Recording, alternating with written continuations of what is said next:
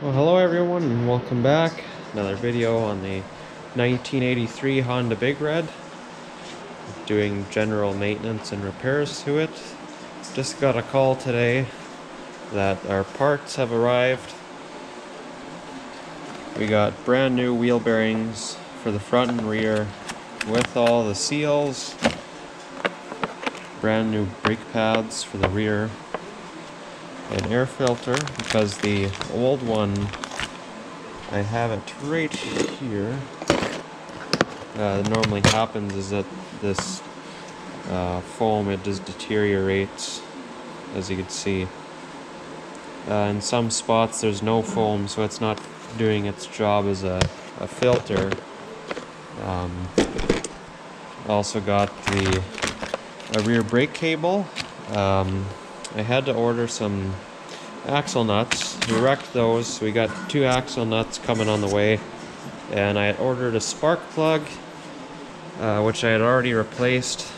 So what we're going to be working on today, I'm going to see, I'll put the air filter in, I'll oil that, and we'll see what the brake cable's like to replace. It should be fairly simple. I think what I'm going to end up doing is just taping the new one to the old one and just pulling it through. Hopefully that should go easy. Yeah, we'll see what happens. Alright, the first thing I'm going to replace here is the air filter. It's probably the easiest thing. So we got that here, just like the OEM filter, it's foam. It has to be oiled. So we're going to use a motor oil. It doesn't matter what type of motor oil it is. There's foam filter oil now, which you could buy. It just clings onto the filter a lot better than motor oil would, but I don't have any foam filter oil, so I'll use what we got. To get to the air filter, there's four bolts here. You'll just want to unscrew those and the cover pops right off here. The next thing is you got the air filter cage and bracket. So this painted black portion here just lifts up and then it pulls out. So we got this cage here for the air filter to go into. Now this comes apart. So this here, you're going to want to hold on to this cage here, and this black bracket here, you're going to want to spin it off counterclockwise, so left to loosen it.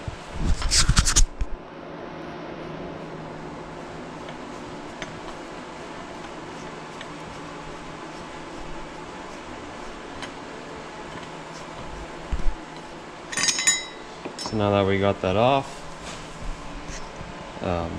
I'll just go ahead and check to make sure that the air filter that we had ordered fits.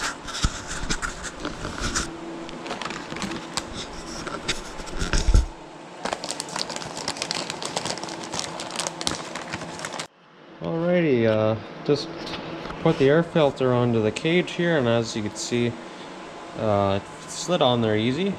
The only thing is that the filter is about an inch long, too long, what it's supposed to be. So I'm just going to go ahead and trim off the excess foam here, and which is what you might have to end up doing with most of these air filters now they make. They might be a little long, so that's fine. We could just cut it and shorten it and it'll work. I'll be back in 1 second. Alright, got the filter trimmed to length here. Basically, with these 3-wheelers, you're just going to trim it if you had to, so that it's flush with this cage plate here, because what ends up happening otherwise is you don't get enough clearance for this bracket, and it'll push against it and it'll lift it up, and you'll end up having a gap, and you'll be sucking air into the cage, and it's going to be just bypassing the filter itself. So the next thing here, just going to put a little bit of oil on it, and we'll be back.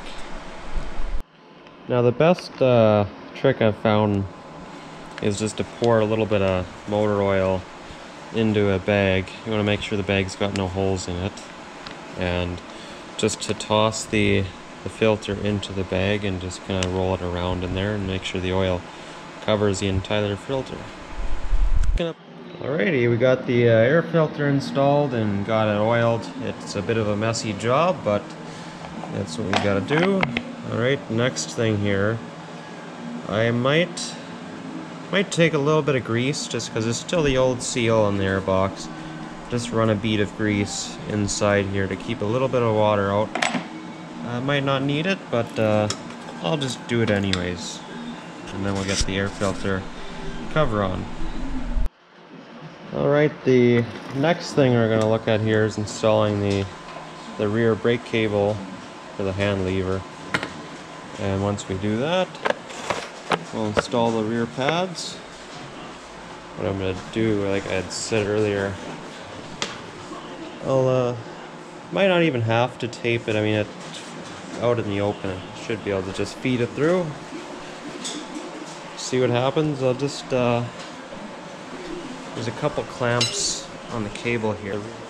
Clamp right here. I'll have to take that off. There's another one right here.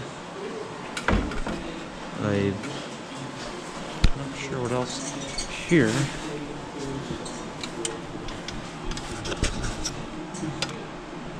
So what we got is the rear brake housing here. That should be fairly easy. I'll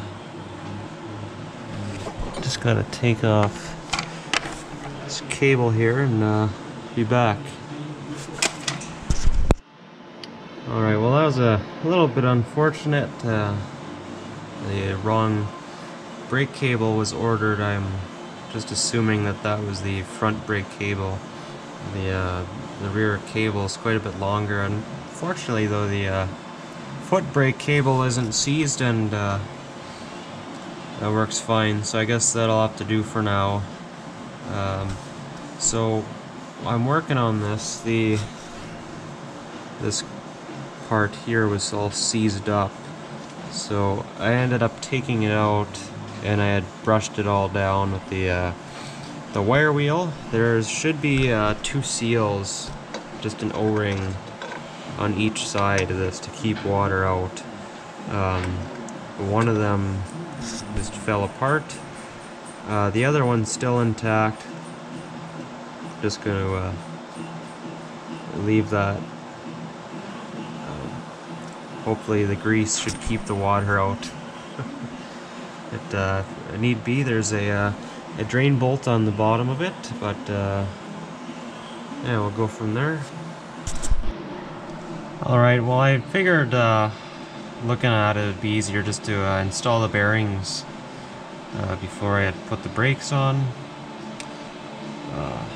Might have been a little tricky to hammer those in there, but went in fairly easy. I just have my homemade dead blow hammer here. They just got plastic ends on them, and I just tapped it in lightly, and it seated fine. So you gotta make sure too that you clean this surface well, and just spread a layer of grease on there. It'll help it slide in easier. And the next thing then too is just to tap in this seal here. I'm gonna put a little bit of wheel bearing grease first here, just on the bearing. I mean, it's already sealed bearing, but these will get hot, and a little bit of that will get into the bearing here. Plus it'll keep everything from corroding and seizing again if you had to replace these. Hopefully it should last another 40 years here. Alright, so what I'm going to do now is just take the seal here. I'm just going to put a little bit of grease in that too, not too much.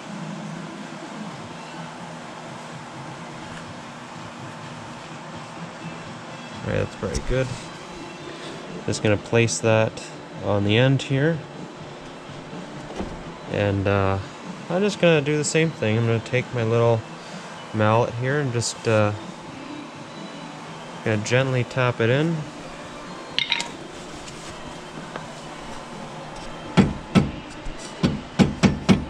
Just till it's seated. And as you can see, we got the bearing in on one side here.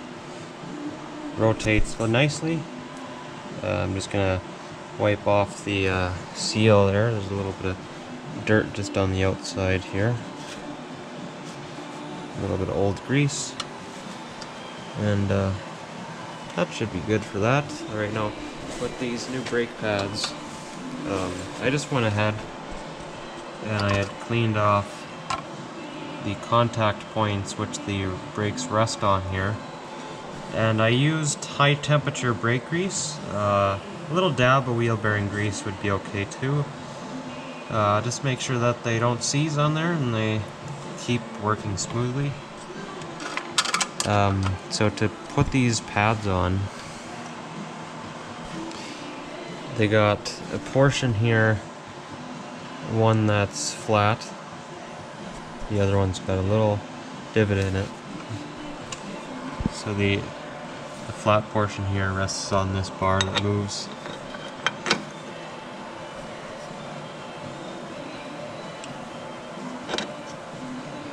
So it just lines up like that. This brake kit came with 2 new springs too. We're just going to install those as well. Got the other side here, other pad, and same thing with this. Just going to want to line it up on here so that it's like this, and you're going to connect your springs together, and that should be held on there. Alright, once that's all put together, this is what it should look like. You got your brake pads and your brake springs. It's coming together. I guess the next thing we'll have to do is install the rear brake. I'm not sure what this part is called. It fits into a splined shaft here that the pads rotate on. The cables slide into this, and this is what actuates the brakes. So this here, it would just slide onto this little splined end right here, and you gotta screw on these here, and the cable's gonna run through these. I'll show how it looks in just a minute here. Alright, a little bit of an update here. This was a real pain to get on. I had to use one of these welding clamps and squish it back on. Anyways, I'm just going to adjust the brakes right now. There's still a little bit of play, as you can see in this cable. I want to get that as tight as I can and go from there. And that's adjusted just by turning this nut here. So I just got to keep spinning that in till there's no slack in the line.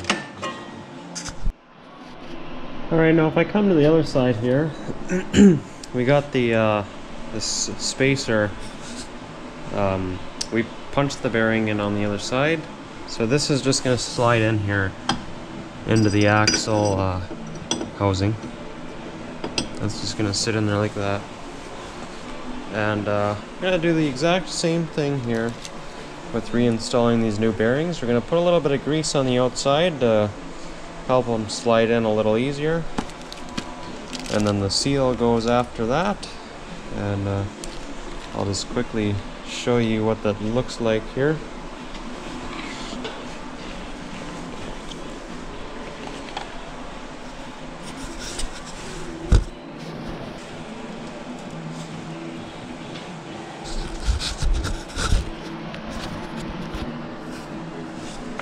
So I'm just going to put a little bit of grease just onto this surface here where the bearing sits on. This is just wheel bearing grease, just cheap stuff. All right, I'm gonna put a little bit of grease just on the back side of the bearing again here,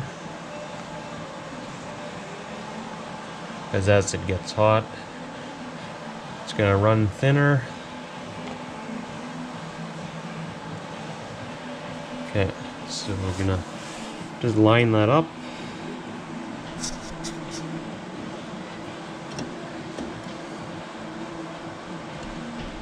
Alright. And what I'm going to do is just take our mallet here. Remember, just don't want to use a hammer, just something like a rubber mallet or dead blow hammer.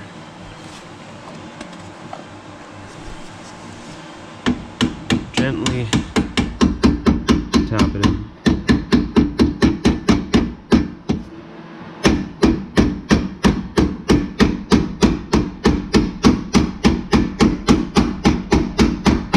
Alright, I'll just continue doing this, and I'll be back in 1 second.